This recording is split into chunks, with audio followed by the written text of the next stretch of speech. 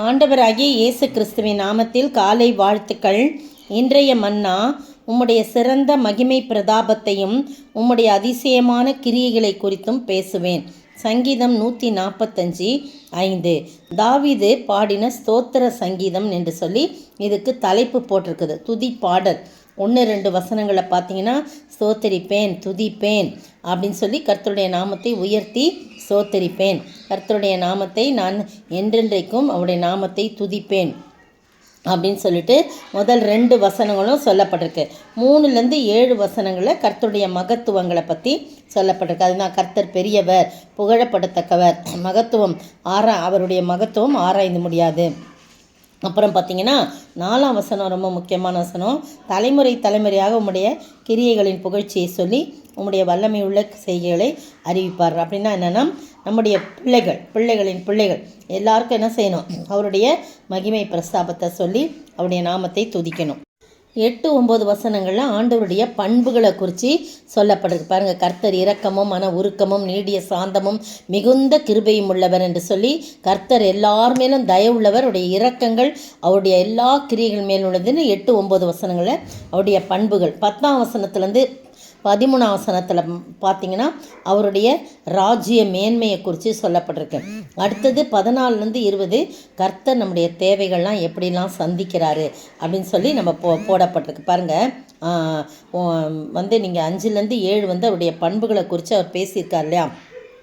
நீங்களும் நானும் ஆண்டவருடைய சமூகத்தில் ஆண்டவருடைய அன்பை பற்றி, அவருடைய பண்புகளை பற்றி, அவர் நல்லவர், வல்லவர், மிகுந்த தயவுள்ளவர், இரக்கமுள்ளவன் சொல்லி நாம் மற்றவர்களுக்கு சொல்லுகிறோமா என்று சொல்லி நம்மை நாமே ஆராய்ந்து பார்க்க கடமைப்பட்டிருக்கோம். அது மட்டும் இல்லை, நம்முடைய தலைமுறைகளுக்கும் நம்ம சொல்லும்படியாக நாம் அழைக்கப்பட்டிருக்கிறோம். அப்படிப்பட்ட ஒரு ஆசீர்வாதமான சங்கீதம் தான் இந்த சங்கீதம். பாருங்கள், 15ஆம் வசனத்தில் எல்லா ஜீவன்களின் கண்களும் உம்மை நோக்கி கொண்டிருக்கிறது, ஏற்றவள்ளே நீர் அவைகளுக்கு ஆகாரம் கொடுக்க. மனுஷருக்கு மட்டும் இல்லை ஆண்டவரே, நீங்கள் எல்லா ஜீவன்களுக்கும், மிருக உங்கள் பறவைகள் எல்லாத்துக்கும் நீங்கள் ஆகாரம் கொடுக்கிறவர், திருப்தி அளிக்கிறவராய் நீர் காணப்படுறீன்னு சொல்லிட்டு அந்த இடத்துல சொல்கிறத நம்ம பார்க்குறோம். எல்லார் மேலும் அவர் தயவுள்ளவர், மிருக ஜீவன்கள் மேலும் அவர் தயவுள்ளவர் என்று சொல்லி அதை பார்க்குறோம். 16-17 அதுவும் திருப்தியாக திருப்தியாக நீர் உமது கையை திறந்து சகல பிராணிகளின் வாஞ்சையையும் திருப்தியாக்கி. எது செஞ்சாலும் ஆண்டவர் திருப்தியாக செய்கிற ஆண்டவர். 18-19 வசனங்களில் பாருங்கள்,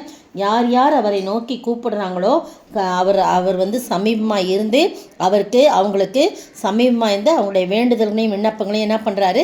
அவர் கேட்குறவராக இருக்கிறாரு.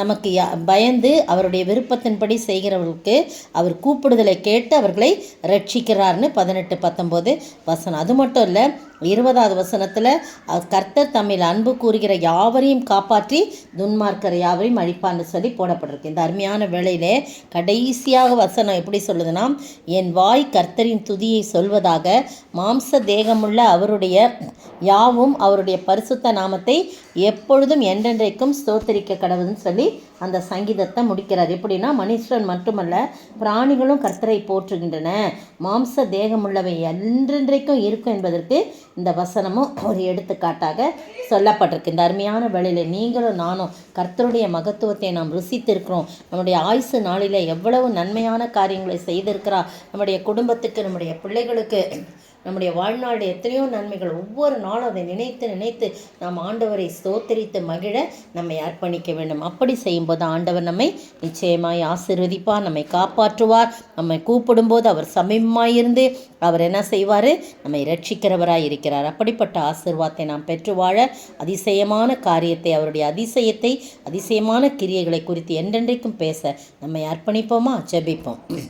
உமக்கொப்பானவர் யார்? உமக்கொப்பானவர் யார்? வானத்திலும் பூமியிலும் உமக்கொப்பானவர் யார்? வானத்திலும் பூமியிலும் உமக்கொப்பானவர் யார்? உமக்கொப்பானவர் யார்? உமக்கொப்பானவர் யார்? வானத்திலும் பூமியிலும் உமக்கு ஒப்பானவர் யார்? ஸ்தோத்தரிக்கிற ஆண்டவரே, துதிக்கிற ராஜா, உமக்கு ஒப்பானவர் யாரும் இல்லை, உமக்கு நிகரானவர் நீர் மட்டும் ஆண்டவரே. வானத்திலும் பூமியிலும் ஆண்டவரே நீரே சிறந்த ஆண்டவர். இரக்கமும் மன உருக்கமும் நீடிய சாந்தம் மிகுந்த கிருபையும் உள்ள தேவன். ஒவ்வொரு நாளும் நீர் என்னுடைய வாழ்விலே செய்த நன்மைகளை, எப்பொழுதும் அதிசயமான கிரியைகளை குறித்து பேச கர்த்தாவே எங்கள் நாவை திறந்தருள்வீராக. எல்லாவற்றையும் உடைய கருத்தில் படுக்கிறோம் இயேசுவின் நாமத்தில் பிதாவே, ஆமேன். நேற்றைய பதில் 7 பேரில் ஒருவனாகிய பிலிப்பென்னும் சுவிசேஷகனுடைய வீட்டில் பிரவேசித்து அவனிடத்தில் தங்கினார்கள். தீர்க்க தரிசனம் சொல்லுகிற கன்னியாஸ்திரிகளாகிய 4 குமாரத்திகள் அவனுக்கு இருந்தார்கள்.